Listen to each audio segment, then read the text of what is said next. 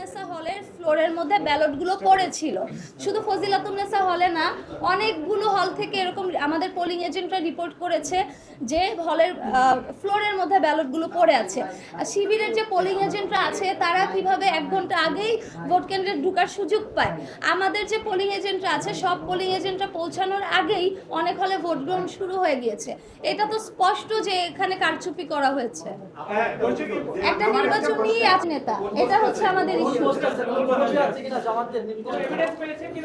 আপনারা জানেন যে তাদের কোনো পদ, আপনারা যে শিবিরের যে শুধু আমাদের প্যানেলটা থেকে দেখেন, জিজ্ঞেস করেন যে তাদের প্যানেলে তাদের হচ্ছে কমিটিতে কি পোস্টে আছে, তাহলে আপনারা এর উত্তর পেয়ে যাবেন। শিবিরের অভিযোগ যে আপনারা বিভিন্ন হলে হলে গিয়ে মত তৈরি করেছেন, বিশেষ করে ফজিলাতুন্নেসা হল, তারপরে এর পাশে আরো একটি হলে।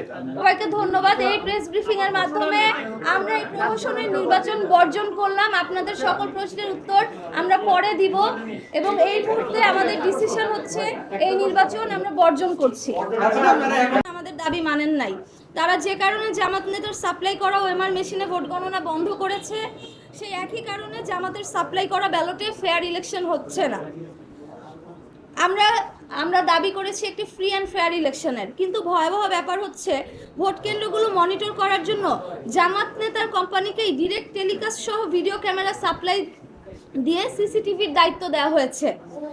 এর মাধ্যমে শিবিরকে পুরো ভোট কেন্দ্রগুলো মনিটর করার সুযোগ করে দেওয়া হয়েছে। আমাদের বিজয় ব্যাহত করতে ইউনিভার্সিটি প্রশাসন জামাত শিবিরের সাথে এক হয়ে ইলেকশন ইঞ্জিনিয়ারিং এর ব্যবস্থা করেছে। এই নির্বাচনে স্টুডেন্টদের সত্যিকার রায়ের প্রতিফলন ঘটছে না।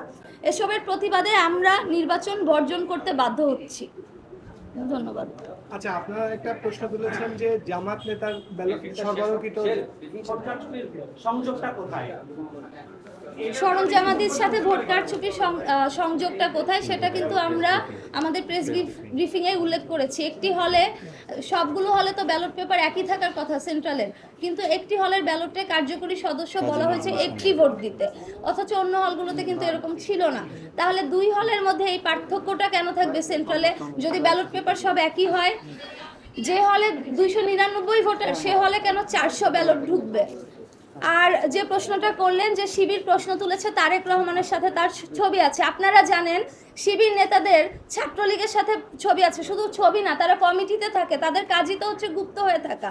আমরা তাদের ফেসবুক আইডিটা আইডেন্টিফাই করেছি এবং যে তার যে প্রেসটা আছে HR সফট বিডি, আমরা খোঁজ নিয়ে দেখেছি এটা জামাত নেতার সাথে অ্যাফিলিয়েটেড। মানে আপনি কি বলতে চাচ্ছেন এই ব্যক্তিও গুপ্ত? এটা তো আসলে জামাতের রাজনীতির ধরন। শিবিররা যে অভিযোগ তুলেছে যে তারেক রহমানের সাথে ছবি তুলেছে মানে সে অ্যাকচুয়ালি জামাত না, কিন্তু আপনারা দেখবেন যে এই শিবির নেতারা কয়দিন আগে এই যে ডাকসুর যে ভিপি শিবির থেকে হলো, কয়দিন আগে তো তাকে ছাত্রলীগের মিছিলও দেখা গিয়েছে। আমার প্রশ্ন, তারা দাবি করছে না কেন যে তারা হচ্ছে ছাত্রলীগ? আচ্ছা,